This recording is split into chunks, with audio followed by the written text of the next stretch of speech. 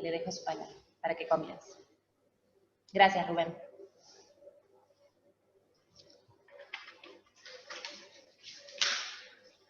Muchas gracias, Felicitas, y muy buena tu charla, Rubén. Gracias de vuelta. Y vamos a hablar nuevamente de manera rápida y dinámica con un montón de cosas que les quiero contar, que son estos 3 títulos. Y arrancamos con las alteraciones óseas en el paciente oncológico y vamos a referirnos específicamente a cáncer de mama. Hay causas de pérdida ósea y de riesgo de fractura en pacientes con cáncer de mama. Primero, hay que saber qué puede ocurrir en la pre o en la posmenopausia. Y si la edad promedio de diagnóstico es 62 años, para la mayoría de las pacientes ya hubo en promedio 12 años de pérdida esperada de DMO. Después, los efectos del tratamiento. Los inhibidores de la aromatasa se usan en pacientes con tumores con receptores estrógenos para reducir la conversión andrógeno-estrógeno. Son no esteroideos, anastrozol, letrozol, esteroideos exemestane, y duplican al menos o por 4 la pérdida de DMO esperada.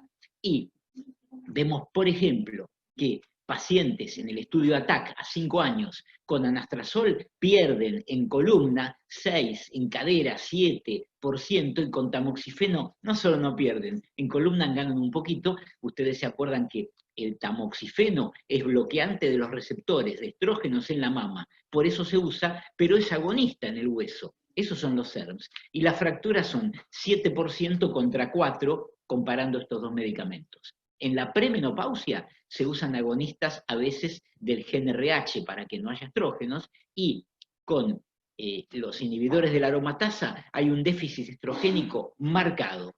Otras quimio no son tóxicas, pero llevan a falla ovárica.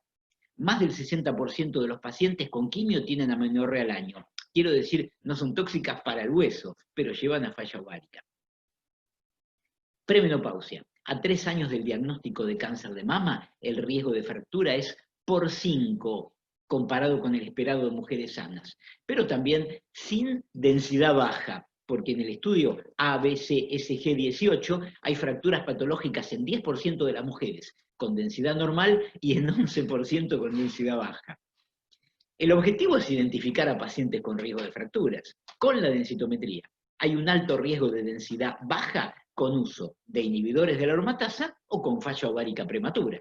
Y factores que aumentan el riesgo de fractura son un T-score por debajo de -2, el uso de los inhibidores, más de 65 años, falla ovárica en la premenopausia, corticoides por más de 6 meses, índice de masa corporal menos de 20, o sea, delgadez, antecedentes personal de fractura de cadera o familiar de fractura de cadera, y tabaco. Prevención, dieta y estilo de vida. Calcio 1 gramo día. Como en todos los casos, mejor de lácteos. Y si no, comprimidos. Y nunca me voy a cansar de decir que hay que invertir 15 segundos de la consulta médica en preguntarle al paciente: ¿usted toma leche cuánto? ¿Toma yogur cuánto? ¿Come queso cuánto? Antes de recetarle calcio. Va a haber pacientes a los que no hay que recetarle pastillas, a otros 1 y a otros 2, a la gente que no va a consumir nada de calcio. Vitamina D. Puede ser mensual o diaria. Si fuera diaria, bueno, yo no quiero 1000 unidades, no quiero una gota. Me parece que mínimo 2000 unidades, especialmente en pacientes con cáncer. El objetivo es que tengan más de 30-40. Ejercicios físicos, poco alcohol y no tabaco. Vean que no digo no alcohol, poco alcohol y no tabaco. Y tratamiento con antirresortivos o denosumab. Difosfonatos. Aumentan la DMO en pacientes con cáncer de mama. ¿Previenen la pérdida de los inhibidores de la aromatasa? Vamos a ver. Estudio Aribón. Con anastrozol se pierde columna y cadera total 3,2, 3,9. En cambio, anastrozol con ivandronato se ganó en columna, más 3. Mirá vos. Y en cadera quedó igual. Buenísimo, previno. Y con risedronato, estudio SOOPA, se ganó también. O sea, difosfonatos previenen la pérdida inducida por inhibidores de la aromatasa. Denosumab es más potente. Se puede usar en insuficiencia renal. Buenísimo, pero no se puede suspender. Obvio, aunque suspendan el inhibidor de la aromatasa, no se puede suspender ni posponer el denosumab porque, como saben de sobra ustedes, La suspensión lleva a que todos los osteoclastos que estaban absolutamente inhibidos se activen de golpe y suba el crosslapse como índice de la resorción aumentada y se pierda mucha densidad. Entonces, si uno va a suspender el denosumab por algún motivo, obviamente tiene que pasar a difosfonatos. Cambio de densidad y fracturas con denosumab. Estudio ABCSG 18. Y ATTAC a 5 años. Placebo versus denosumab. Con denosumab no solo no perdieron 10% más que con placebo, con cadera total 6,5 y se fracturaron menos. Tasa libre de enfermedad con denosumab. A 5 años hay un poco de diferencia, a 8 años un poco de diferencia. No es mucho, pero es significativo. Y ahora vamos a mostrar este documento de consenso de un montón de sociedades sobre manejo de la pérdida ósea producida por inhibidores de la aromatasa en mujeres posmenopáusicas. Algoritmo para prevención. Ajá. Vemos acá, en la barra de la izquierda, vertical, que si el T-score es mejor de -2, ejercicio y calcio y vitamina D, nada más. Del lado de la derecha, si el T-score es peor que -2, se agrega denosumab o difosfonatos para todos los pacientes que reciben inhibidores de la aromatasa. Y en el medio, pacientes que están con 2 de cualquiera de estos factores de riesgo. Y uno es T-score peor que -1,5. Es decir, -1,5 más otro factor, que puede ser edad más de 65, fumar, delgadez, fracturas de cadera personales o familiares, o corticoides, necesita tratamiento y pasa para la derecha. Y los tratamientos son soledronato, 4 miligramos cada 6 meses, denosumab, 60 miligramos cada 6 meses, es decir, la dosis habitual, o bifosfonatos orales a dosis habituales. Y para los que dicen, ¿cómo? ¿No es que a los neoplásicos se le da otra dosis? Bueno, eso es para los que tienen metástasis. Acá estamos hablando de prevención en pacientes sin metástasis que reciben inhibidores de la aromatasa. Prevención de metástasis, recurrencia y mortalidad con difosfonatos. Metaanálisis de 26 estudios, 18.000 mujeres con cáncer de mama y difosfonatos por 2 a 5 años versus placebo.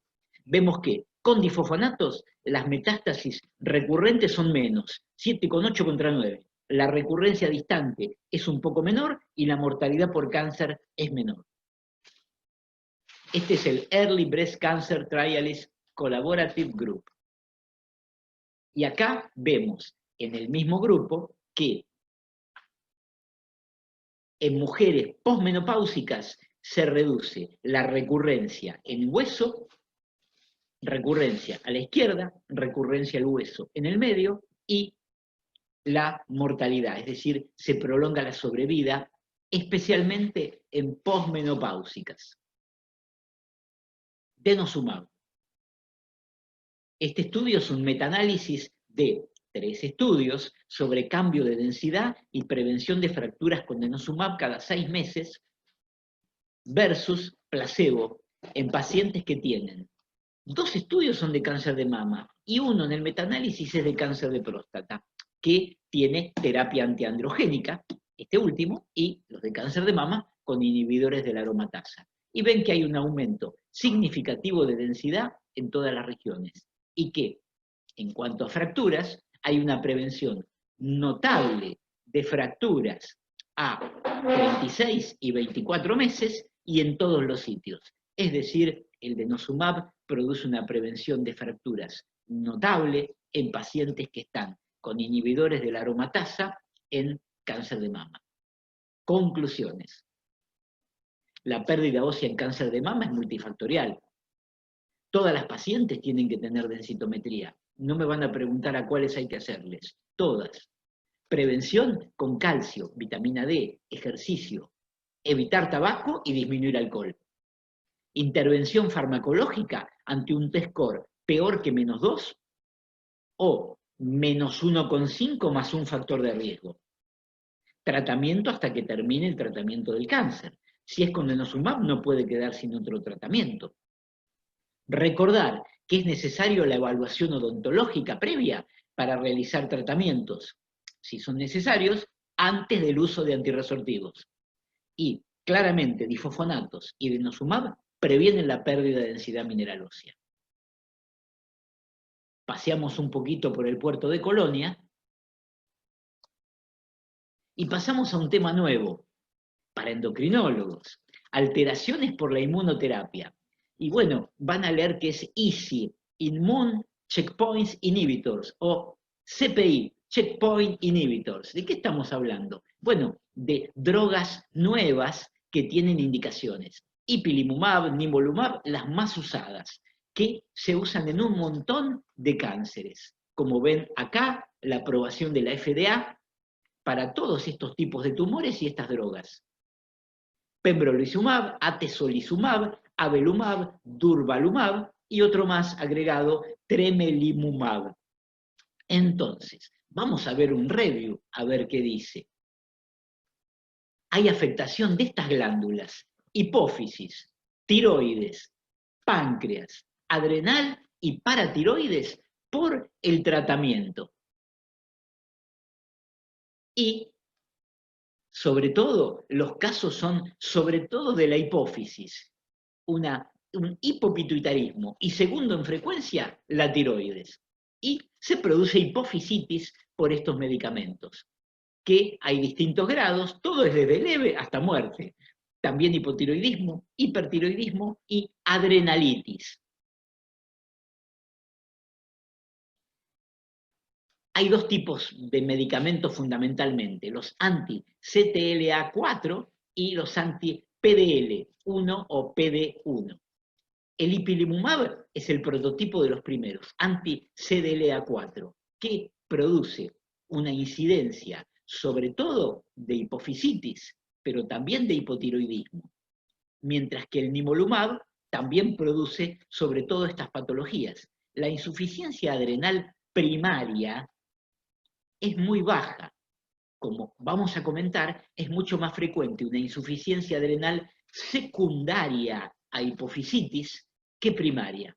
Y esto va a tener un nivel de ACTH obviamente distinto, aunque el cortisol esté bajo en los dos. Espectro de alteraciones. Mecanismo. Estas drogas son anticuerpos monoclonales contra proteínas conocidas como reguladores checkpoint. Son contra CTLA4, PD1, PDL1 y PDL2. Estas proteínas se encuentran en linfocitos y están en muchas células, incluso en tumorales. ¿Y qué hacen? Frenan el sistema inmune. Entonces, estas proteínas frenan el sistema inmune y estas drogas son anticuerpos monoclonales contra esas proteínas que fabrica el cáncer para frenar el sistema inmune. Es decir, el cáncer encontró un mecanismo para defenderse y fabrica estas proteínas. Y entonces se buscó un anticuerpo monoclonal contra estas proteínas que frenan el sistema inmune. ¿Qué es para que no reconozca como extraño al tumor y lo ataque? Estos anticuerpos inhiben al inhibidor del sistema inmune, permitiendo que los linfocitos propios ataquen a las células tumorales. La toxicidad de estas drogas no tiene nada que ver con una quimio tradicional. Esto es una respuesta autoinmune excesiva. Efectos colaterales también hay no endocrinos: colitis, hepatitis, dermatitis, neumonitis, reversibles. Pero los efectos endocrinos, hipofisitis, tiroiditis, son no reversibles, vienen para quedarse. Y entonces acá tenemos un gráfico muy claro que lo pueden buscar y que no lo vamos a explicar ahora. Pero también hay insuficiencia adrenal, por ejemplo, secundario a nivolumab en un paciente con carcinoma renal metastático. Ahí van a encontrar muchos datos en la bibliografía. Y acá, por ejemplo, se ve que la incidencia en la combinación de nivolumab más ipilimumab es muy alto en cuanto a desórdenes tiroideos. Manejo. Paciente con síntomas severos. Vamos a imaginar que un paciente medicado tiene una presión máxima menos de 9, tiene hipotensión postural, tiene mareo, shock hipovolémico, le duele el abdomen, náuseas, vómitos, taquicardia, fiebre, confusión, coma, sodio bajo, potasio alto, glucosa baja, insuficiencia renal. Bueno, este paciente hay que pensar que tiene una insuficiencia adrenal. También podría pensar el médico clínico, el oncólogo o el endocrinólogo que está muy mal porque tiene un cáncer con metástasis. Pero siempre hay que tener en la mente la insuficiencia suprarrenal, siempre pensarla. ¿Qué hay que hacer? Bueno, sacar sangre en cualquier momento del día, porque queremos ver el cortisol, no nos importa el ayuno o no. Cortisol y ACTH. Y ya que estamos, tenemos TSH y T4 libre. Sin tener el resultado, darle hidrocortisona. Y la respuesta va a ser mágica si era insuficiencia suprarrenal.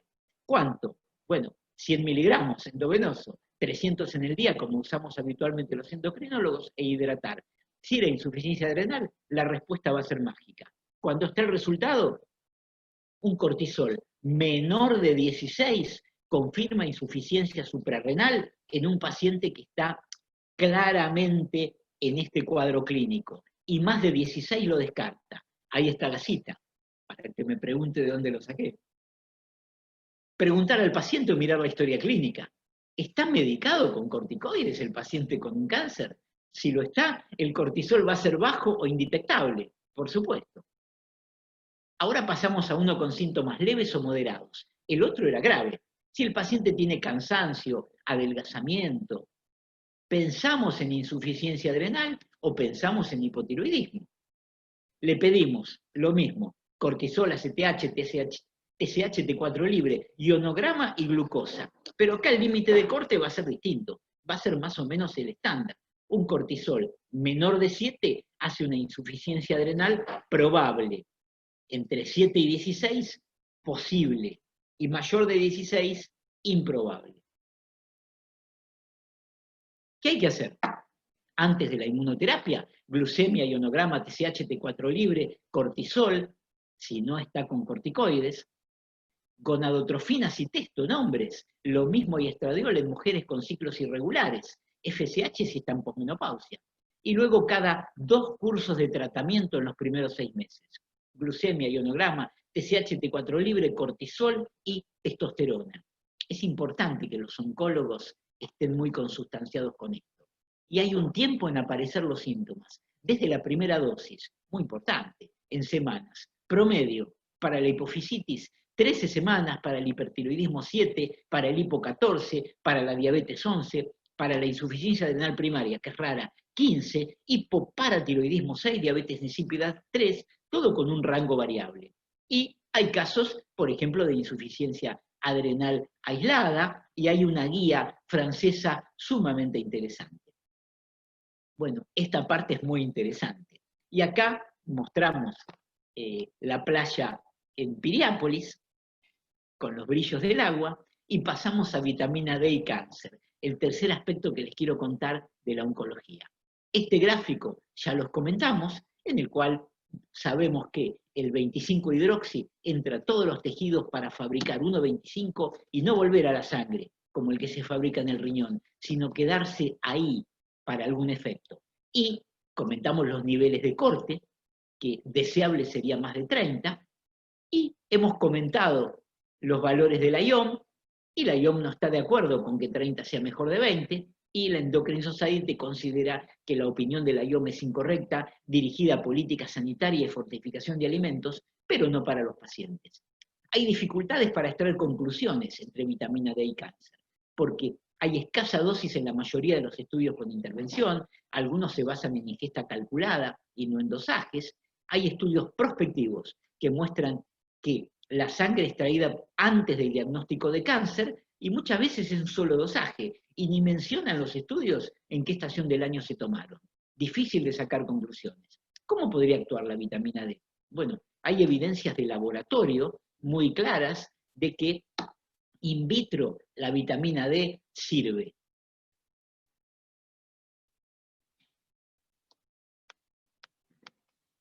¿Y los mecanismos por los cuales serviría? son estos 4. Disminuir proliferación celular, aumentar maduración y apoptosis, inhibir el famoso sistema renin-angiotensina, suprimir inflamación y células inflamatorias, inhibir angiogénesis, regular secreción y acción de insulina. Cáncer de colon. Este estudio sumamente interesante, prospectivo, guardaron 11 años muestras de sangre de 193 hombres sanos y vieron que, según el nivel de vitamina D, que acá en amarillo lo ponemos en nanogramos, el quintilo, es decir, el 20% de la gente que tenía vitamina D más alto, tuvo 11 años después la mitad de cáncer de colon que los que tenían más bajo. O dicho al revés, los que tenían más bajo el doble que los que tenían más alto. Y esto porque la vitamina D regularía en las células del receptor colónico la diferenciación. Y también se ha descrito para el cáncer de colon relación, además de la 25-hidroxi, con el IGF-1 y con el péptido C, que indicaría insulinoresistencia. Mortalidad. Una vez que ya el paciente tiene cáncer de colon, ¿influye el nivel de vitamina D? Sí, tenemos este estudio sumamente interesante que dice que a pacientes con cáncer de colon, dividiéndolos por el quintilos del nivel de vitamina D, los que tienen más alta la vitamina D se mueren menos que los que tienen más baja. 0,5, controlando más de 40 contra menos de 10. Es decir, riesgo al doble. ¿La suplementación previene la aparición de adenomas de colon? Bueno, hay un trial muy importante de este autor, esto es un multicéntrico que se llama John Barron, que ven que a la gente que le dan 1000 unidades de vitamina D, más calcio, placebo o ambos, y a 3 y 5 años no hubo prevención de adenomas. Estudio 2015 del New England. No sirvió, pero el mismo autor, 2 años después, con los mismos pacientes, le investigaron variantes genéticas de el BDR, es decir, del receptor, y de un montón de enzimas y polimorfismos. Y encontraron que el efecto preventivo de la vitamina D es distinto según polimorfismo del receptor de la BDR. Y para los que tenían determinado polimorfismo, redujo el riesgo un 64%, es decir, 0,36. Es decir, esto es sumamente importante. Quiere decir que quizás la prevención no sirve en toda la gente, sino los que vienen con una estructura genética determinada. Cáncer de mama. Resultados divergentes. Este estudio es muy parecido al de cáncer de colon, dividiendo por quintilos. Y este también. Vemos claramente que las mujeres que están en el quintilo inferior, es decir, un promedio de 6, tienen el doble de cáncer de mama que las que están en el quintilo superior, un promedio de 48. Esto es muy igual a lo del cáncer de colon. Y otros análisis encuentran resultados parecidos, pero otros no, y es muy interesante que este autor encontró una de las claves. Cuando la muestra de sangre está extraída antes del diagnóstico de cáncer para el dosaje, en general hubo poca relación, pero cuando la muestra de sangre para medir vitamina D fue extraída después del diagnóstico de cáncer, sí hubo relación. Este es el gráfico que muestra lo mismo. Esto es para ver sobrevida, base de datos de Irlanda. Esto es cáncer de mama. Ven en Irlanda, de acuerdo si la gente compró y no compró. Y dicen, no usuarias las analizamos con 400 unidades, que no es nada, versus con más de 400. Y ven que la gente que compró y tomó más de 400 tiene un riesgo de cáncer de mama menor, 0,8, comparado con las no usuarias. Y las que empezaron vitamina D en los primeros 6 meses del diagnóstico tienen un riesgo de muerte de cáncer de mama que es la mitad. En cambio, las que empezaron mucho tiempo después, no. ¿El nivel sérico influye en la respuesta a la quimio? Ajá. Estudio retrospectivo, pacientes de Iowa y Montpellier. Se definió deficiencia como menos de 20 y se buscó respuesta completa a la quimioterapia. Y se encontró que el déficit de vitamina D se asociaba a respuesta. Es decir, los pacientes con déficit, menos cantidad tenía respuesta completa que los pacientes que eran suficientes. Cáncer de próstata. Las células de la próstata expresan el receptor y las enzimas. Algunos estudios epidemiológicos sugieren que la vitamina D ayuda a prevenir el cáncer de próstata, pero otros no, y no está aclarado. Pero también hay estudios que muestran que la mortalidad sería distinto. Acá, dividiendo a los pacientes por el nivel de 20, ven que el riesgo de muerte por el cáncer fue 0,16 en los que tenían más de 32 y 0,33 en los que tenían entre 20 y 32.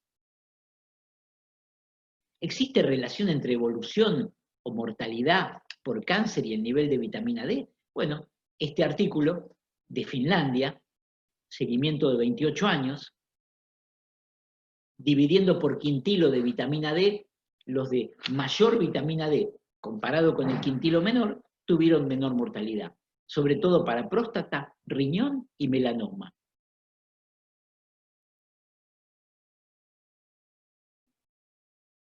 En este estudio, muestras de sangre tomada dentro de los 30 días del diagnóstico de cáncer en Noruega, se observa que el riesgo de muerte por cáncer fue mayor en los que tenían menos de 18. Los que tenían más de 32 tuvieron un riesgo 0,36, 64% menor. Para mama, colon, pulmón y linfoma. Metaanálisis de mortalidad muestran esto mismo y hay relación entre riesgo de cáncer letal y polimorfismos del gen de el receptor, lo que les decía hoy, el receptor de la vitamina D y polimorfismo de la 25-hidroxilasa, es decir, la CYP27A1, pero también de la 1-alfa-hidroxilasa. Cáncer de próstata, y Bruce Hollis hizo este estudio dándoles 4.000 unidades a pacientes de cáncer de próstata de bajo grado, que habitualmente no se trata, y encontró que no hubo eventos adversos, no cambió peso A, pero en los pacientes disminuyó el número de cores en la biopsia y el score Gleason, y concluyó que dar 4.000 a pacientes de cáncer de bajo grado los beneficiaba comparado con los que solo se vigilaba. Y los polimorfismos genéticos no solo es el tema que se viene, sino que quizás sea la explicación para mucho de la confusión reinante. Suplementación con vitamina D y cáncer. Uno de los estudios es de Nebraska, clásico de hace varios años, que con 1.100 unidades se previno riesgo de cáncer, comparado con placebo. Metaanálisis.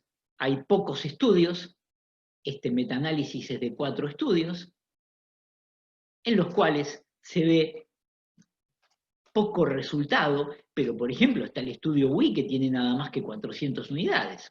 Otro estudio, en general, son de pocos casos o de poca dosis. Este es el resultado en el cual, en este metaanálisis, la incidencia de cáncer es la misma y la mortalidad disminuye un 12%. Este otro, reciente, es una toma de 200.000 seguido de dosis mensual de 100.000. Buena dosis por 3 años. No previno cáncer. Quizás la clave sea que es mensual. Quizás la clave sea que para el cáncer y para algunas otras afecciones no clásicas, mensual es muy espaciado y deba ser diario o semanal, como se vio en las infecciones respiratorias en el metaanálisis de Martineau. Entonces, estos eran los niveles, pero para prevención del cáncer, ¿cuánto hará falta? Quizás sea 40, no se sabe, como en el COVID. Finalmente, el esperado estudio vital, para ver si dar una buena dosis, 2.000 unidades diariamente contra placebo, previene cáncer o patología cardiovascular. Respuesta, no previene. ¿Qué nos cierra? Y que la vitamina basal era 30. ¿Cómo 30? Si la Endocrine Society te pide 30 para estar contento y la IOM pide 20. Sí, tenían 30. Tenían 10 más que lo que pide la IOM. No era baja. Tenía menos de 20 solo el 12%. O sea, en la gente que no le falta, dar o no dar no le cambia nada. No descarta un resultado distinto en los que tienen menos de 15. La otra excepción fue el estudio D2D, de PITAS del New England, para ver qué pacientes pasaban de prediabetes a diabetes. El promedio basal era 28, 8 más de lo que pide la IOM. Nuevamente, igual que al que tiene un hemograma normal. Si le damos hierro, ¿va a estar mejor? Y no. Es decir, necesitamos estudios en gente claramente deficiente para poder decir si disminuye el resultado o no contra placebo. Esto es la playa Costa Atlántica Argentina. Muchas gracias por su atención. Muchísimas gracias, doctor. Muy buena su charla, muy práctica, muy clara, así que estamos muy agradecidos a todos, porque también con tanta generosidad nos están dando estas charlas y nos están enseñando. Vamos a dar tiempo a las preguntas, que hay preguntas varias para los dos. Empezamos con Rubén, te doy las primeras preguntas. Preguntan, en la práctica, ¿cómo se puede hacer para solicitar el TBS en los pacientes diabéticos? El TBS se puede hacer, nada, lo solicitas, tienes que tener el software de TBS, de Trabecular One Score, y se aplica sobre la densitometría hecha, densitometría de columna que uno ya realiza, se aplica sobre el software sobre esa densitometría y te da como resultado unidades mediante una escala de grises, un trama de grises, es un parámetro indirecto de la calidad del hueso. Tendrían que tener el software, ver que tengan el software disponible, exacto. Bien, perfecto. Inclusive se puede hacer de manera retrospectiva. Bien, Con densitometrías que uno ya ha realizado. A la base de datos del densitómetro se le aplica directamente el software. Exactamente. Bien. Y también, ¿cuándo justificaría pedir una tomografía para ver la microarquitectura en diabetes? Nosotros estamos un poco sesgados por el lugar donde trabajamos. Creo que en Argentina no se hace en otro lado la tomografía cuantitativa periférica de alta resolución. La cuantitativa, que no es de alta resolución, se la puede pedir en los centros de imágenes. Pero la de alta resolución, que es periférica, en TV y en radio, solamente lo hacen, creo que en Argentina, en IBIM, no sé qué. Pero por eso te digo, nosotros estamos sesgados por el lugar donde trabajamos.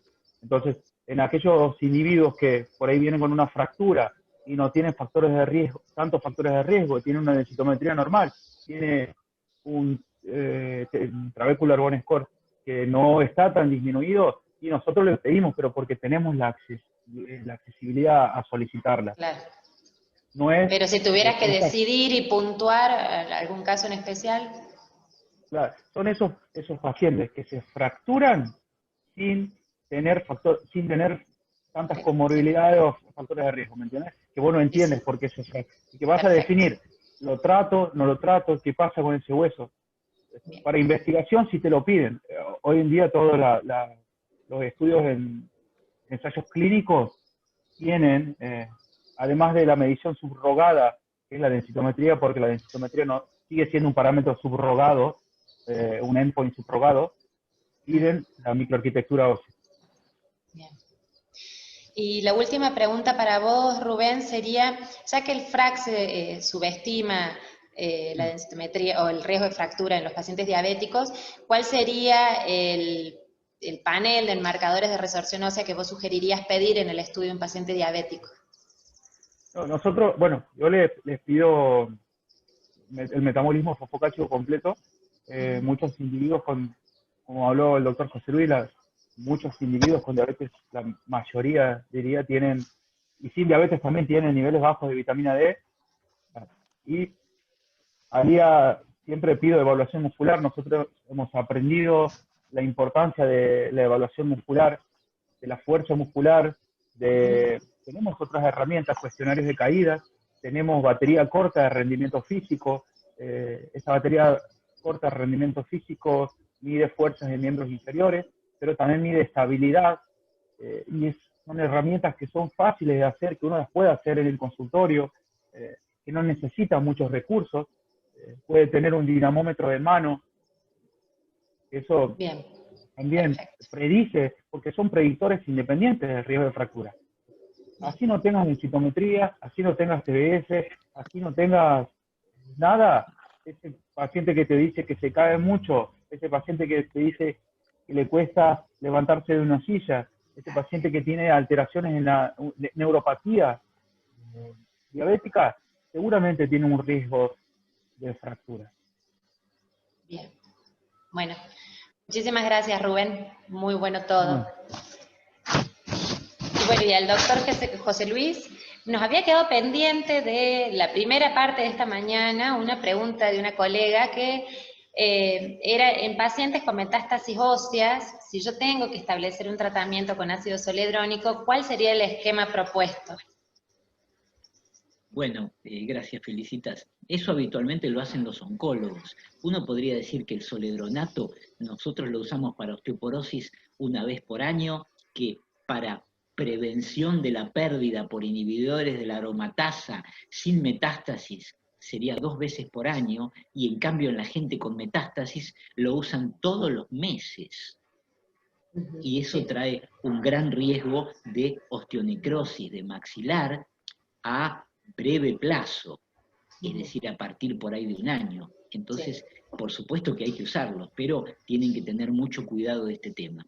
Y otra pregunta que me podría hacer yo solo, ya que no me la van a hacer, es, José Luis, ¿vos pensás que hay que pedirle dosaje de vitamina D a los pacientes neoplásicos? Entonces yo me miro en el espejo y me contesto, sí, yo lo hago, por supuesto. A la gente que viene a verme por un nódulo tiroideo, por diabetes o por lo que sea, que me dice, tuve cáncer de mama, o de colon, o de próstata, yo le pido dosaje de vitamina D.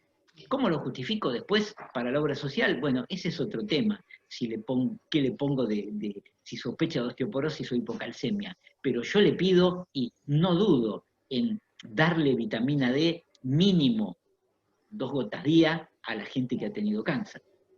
Perfecto. Bien. Y excelente, muy claro. Entonces, como cualquier paciente con antecedente oncológico, pedir para tener un basal y hacer el tratamiento apropiado. Que esto no está para nada escrito No. ni consensuado, es una opinión personal simplemente, ¿no? Está bien, bueno. Y en pacientes que usaron tamoxifeno, ¿cuál sería el efecto protector? O sea, si el efecto protector del uso del tamoxifeno es igual en pacientes premenopáusicas o promenopáusicas. ¿Se entiende?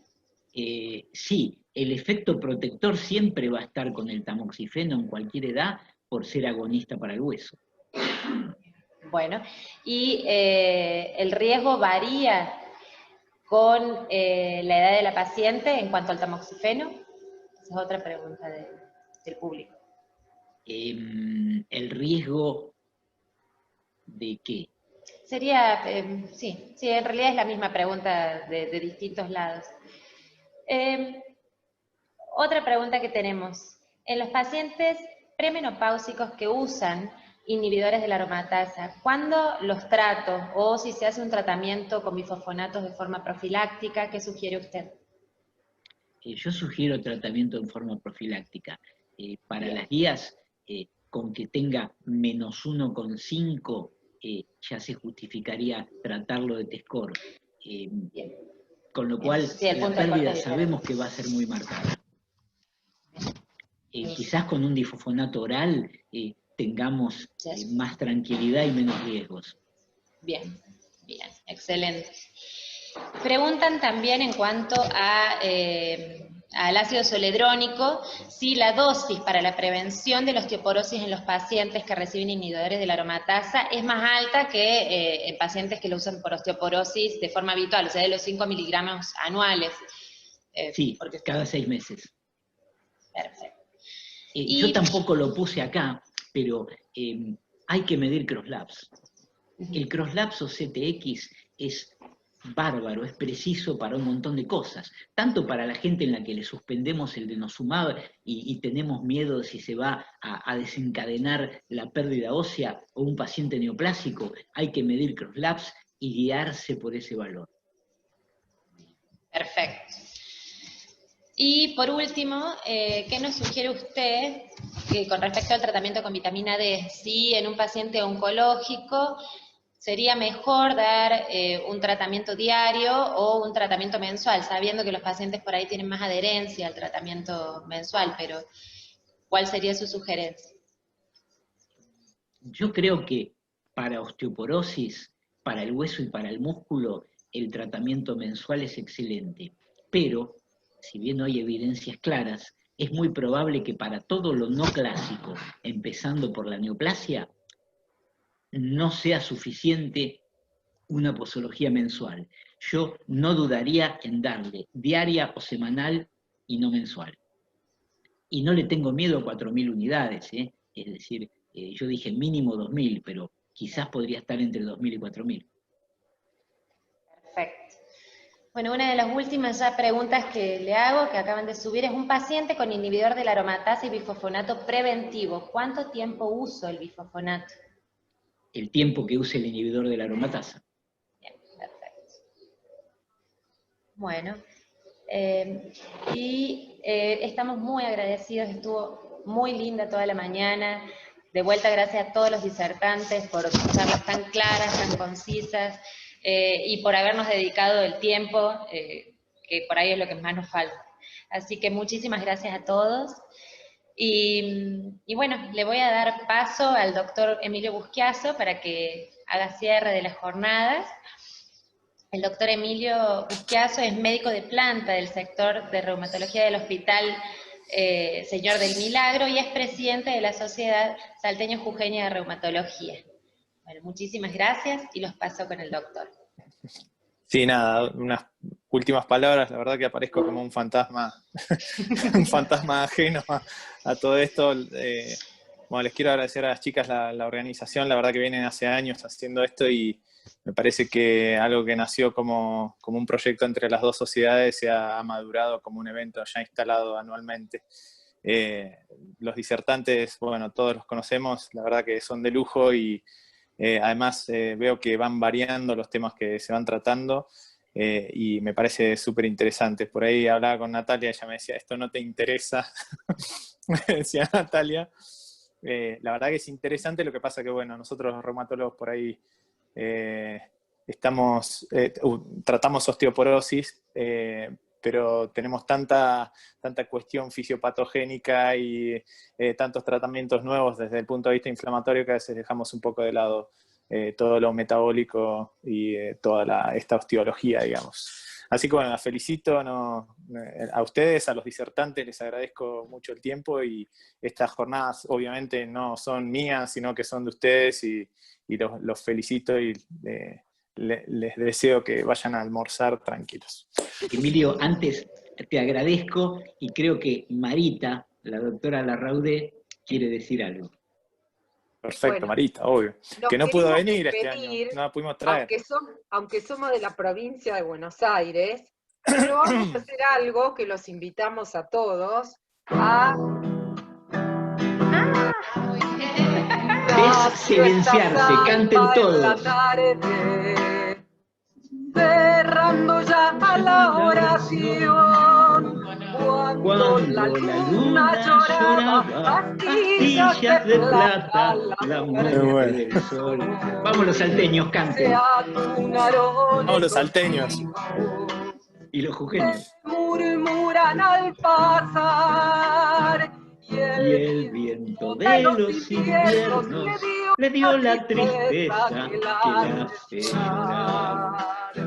Cuando madure la noche, sumo de mi soledad, se ha de alegrar el camino, santita nochera, Candelaria.